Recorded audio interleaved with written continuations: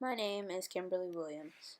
My thesis focus is on how design can promote small business growth, cultural preservation, and women empowerment using a hair salon as a space, with research on black entrepreneurship in the black hair industry.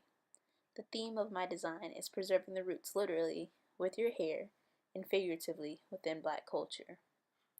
I've been an avid customer of hair salons since the age of 13 years old. I've gotten my hair done in small shops, home shops, and hair schools. But before that, my dad would actually do my hair. I was also the guinea pig for my sister, who now does hair for a living. So, for starters, the black hair business is a $500 billion industry. The majority of this wealth is owned by Asian immigrants. Black women spend hundreds of thousands of dollars on weaves, relaxers, wigs, and fake edges that ultimately promote straight, long hair as the dominant beauty trend in America. Many black women buy fake hair to protect their natural hair from the elements, from chemicals, and damage. But many women also wear weave to hide their hair, either because they just don't know how to style it, or because our society deems it as ugly, unkept, dirty, unprofessional. And many times, they just feel like they can't be seen in public with their hair in its natural state. The early 1900s was a very influential time in the black hair industry, as well as for black women in entrepreneurship. Black women like Madam T.J. Walker heavily benefited economically by building a small empire from creating and selling hair products catered to black women. Hair salons were especially popular and owned by black women in this day. They were hubs for beauty and girl talk, but they were also important in promoting positive change within the neighborhoods they inhabited. It was the perfect place for these meetings because nobody paid any mind to beauty establishments. They were seen as the underdogs of business because they are owned by women and focused on something as frivolous as beauty. These days, salons can be seen as unprofessional, dirty, cluttered, and a bit uncomfortable.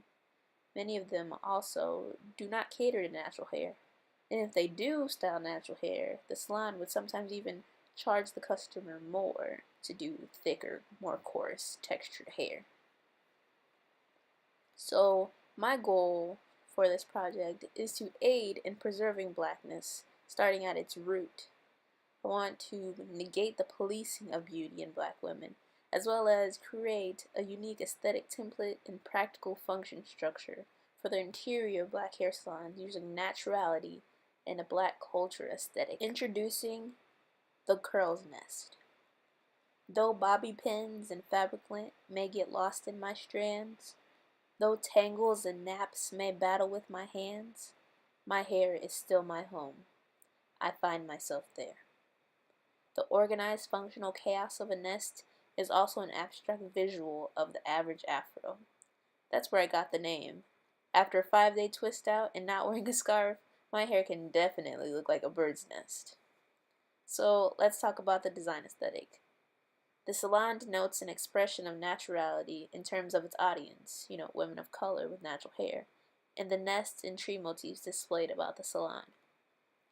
As you walk into the space, from the right of this plan, you're placed into the waiting room. The bottom of the plan is the main salon and public walk-through way.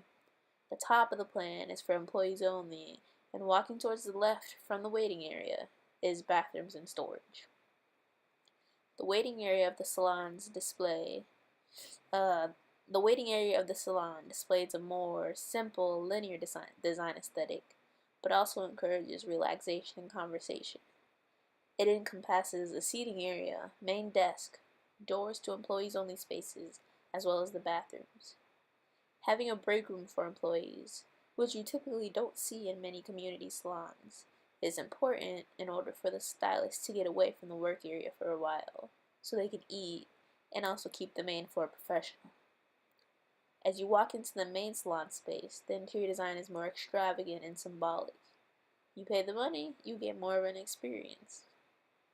The salon uses organic fabrics, salvage wood, low voltage LED lighting, Energy Star appliances, water conservation, and recycling methods throughout to create a warm, intimate, and eco-friendly space.